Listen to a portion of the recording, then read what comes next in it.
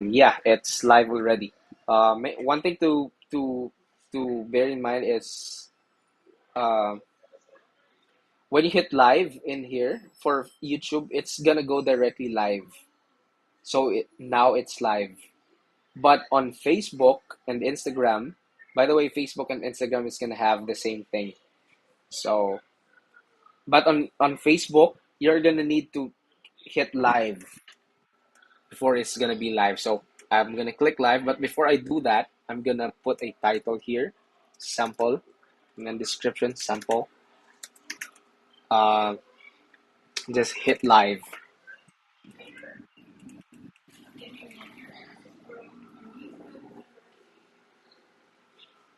Now, once all this are live, okay, you can see that it's live here and live video. This is how you know it's live, and this as well. Go back to OBS and just navigate everything in here. Okay, so this is what everything is currently seeing. And if you start talking, just click the camera and microphone and then just say anything or say your welcome message and everything that you need to say. And then if you're going to go to the video, like for example, you're going to say, take a look at this video. So you're going to click this after saying that, and then And everyone still, we will don't see often hear this. about the collaboration. And Is then, like that I said, correct? don't forget to Yeah, turn that's off absolutely the correct. mic. And there are there are a couple of things that play in here. It's that very often those decorative artists are anonymous because we don't have their names. We don't, as I said, many of them couldn't read or write. I mean, these are incredibly broad generalization. But let's say if we're looking at say 17th or 18th century France, the carpet weavers, the tapestry weavers, the porcelain makers, the furniture makers, the names that because they're Go back to talking. Just click the camera and microphone again. Speak.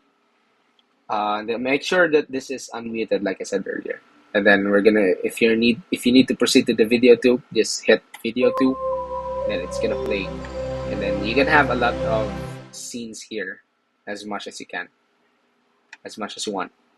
So just make sure that Welcome everything aboard, everybody. is This going is live the in here. studio visit There's supposed to portion be of Instagram in here, but Praxis I couldn't Center. set that up. And But so and the yeah, idea of this, that's of course, basically is it. to Um, practice so I hope a short Zoom session, because what that curator wouldn't meet with you for 10 I minutes, gave you the right? And instructions in 10 correctly. minutes, what can you say? Okay, so It should be enough thanks, to get Brainerd. them thinking, I want to hear more. So so everybody has 15 minutes here.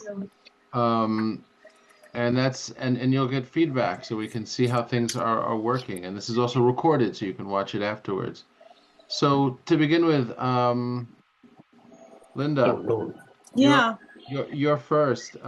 I'm very happy to be first. I'm on my iPad and I can't seem to get I need a full view and I can't seem to get it on my iPad. Soy, It's Are good. you sharing a screen, or what are you going to do?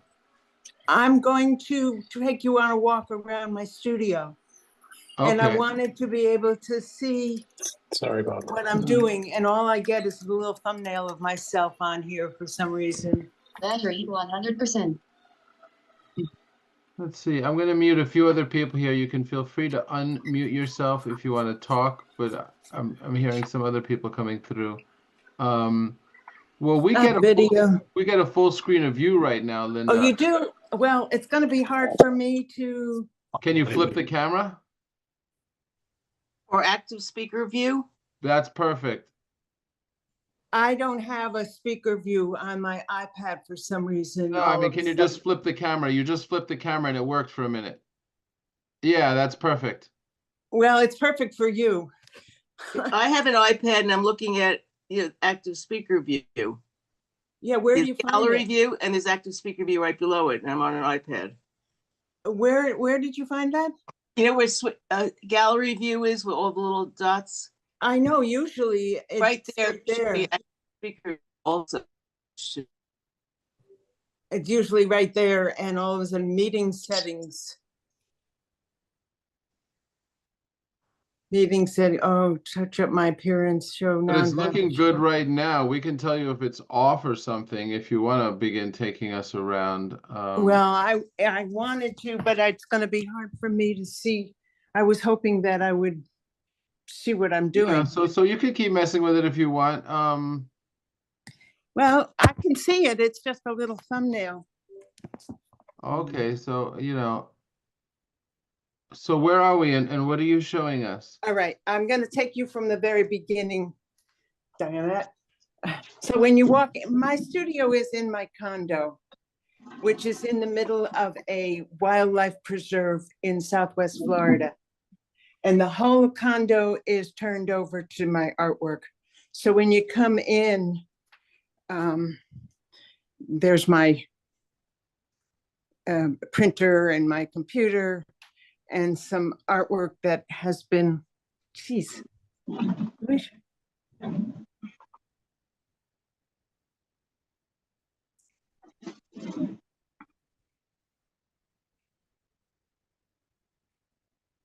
I'm sorry, I'm still switched to gallery view. That's okay. We're seeing a really good view there though, which You are, okay. Yeah. Let me switch. Okay, there. Okay, so this is work that was in that show that I had in Sanibel. And the one on the right, the big one there, called Window Gaze, is one of my favorites. So it's right over. And what is that? Tell us what's happening there. That's a photograph. What is that? It's a photograph that's been manipulated in Photoshop, and it's printed on an antique lithography paper. And this is a collage. I can't. Can you come closer to the collage? I'm really aggravated that I can't see what I'm doing. You don't see a small thumbnail there. that you're doing? I see you as the speaker, but now Yeah, we're getting a nice clear picture of that image. Well, you are, but I'll just have to live with it. Okay, so you said collage. Is that a digital collage you mean, or is well, it's digital prints that I cut up and made into a collage.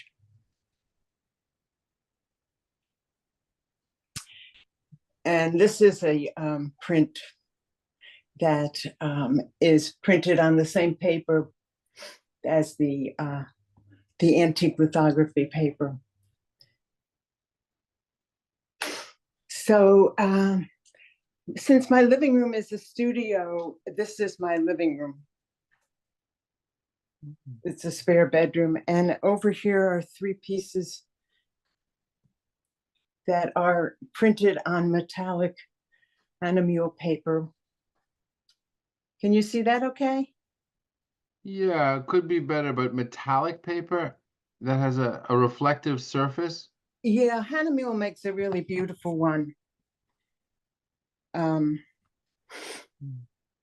So this is an older painting from when I was painting before I started doing Photoshop. And it's also used as metallic and acrylic. Now I have somebody's child's picture in my, I don't know who that is. Do you see me?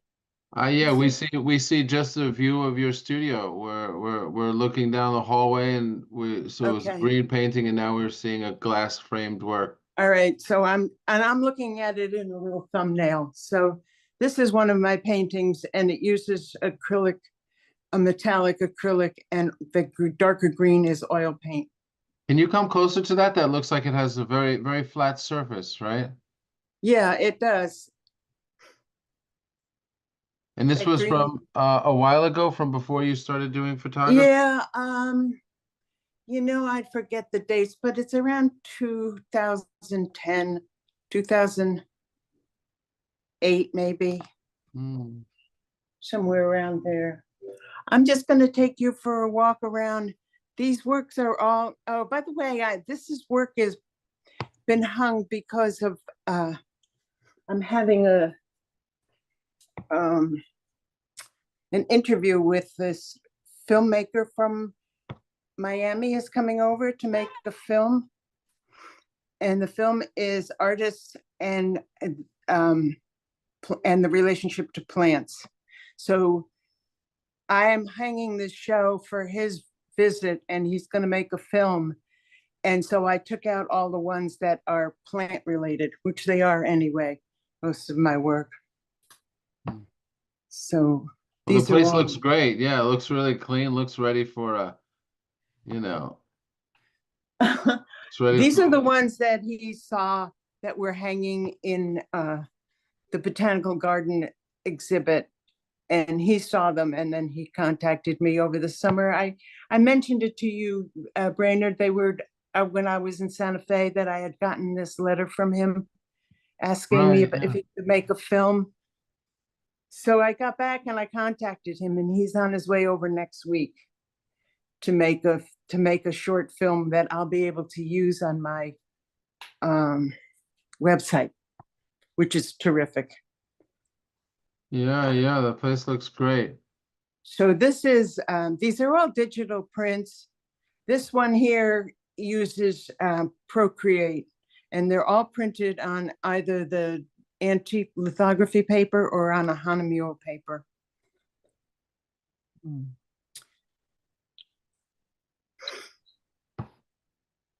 So this is the stuff that I've been working on lately. Well, that's nice to see, yeah, without the glass. So that's really the process. So tell us the process here, because it doesn't really look photographic, of course. Yeah, I wish I could. I was going to put the iPad down and then show them to you, but I'm having a hard time. Let me see if I can reverse.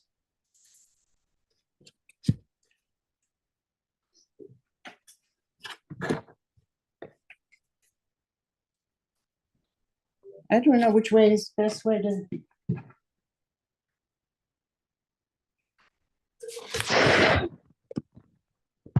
That's probably better, huh? Yeah, that looks that we can see it now. These are printed on Arches watercolor paper that I've prepared for the printer. And what do you mean prepared for the printer? How well, I coat it with something called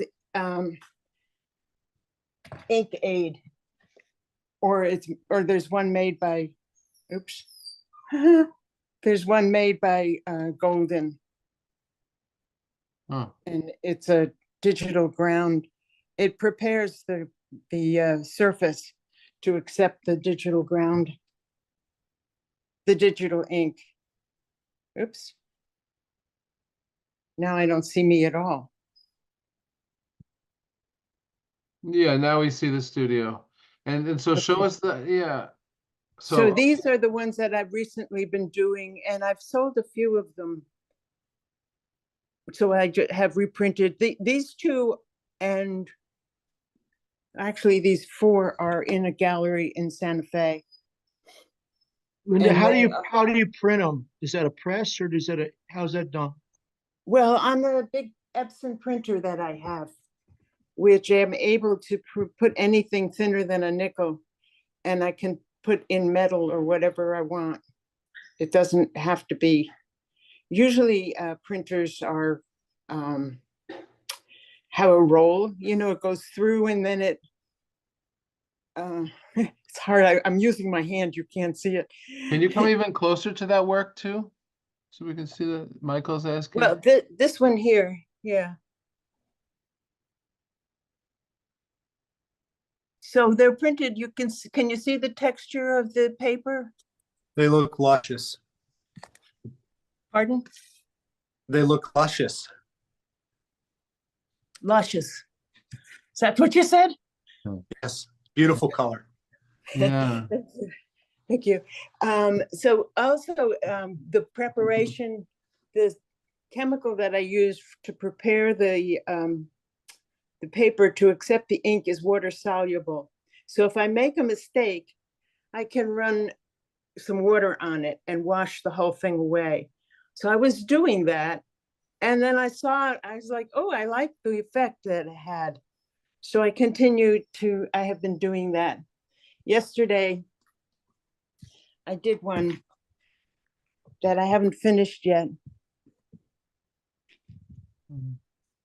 That I started to wash the print. The tricky thing is if you print and then you print on top of it, it's tricky to get the printer to accept the paper exactly where you want it to. So in this case, it went a little bit, half an inch. You can see here, half inch down. So I was washing it away and I got to this point and I kind of liked it. And I don't know, I'll put another print on top of it. So it becomes like painting. Right, right. Which is really how you look at all this. You are a painter. I am a painter, yeah. This is a series called Ebb and Flow.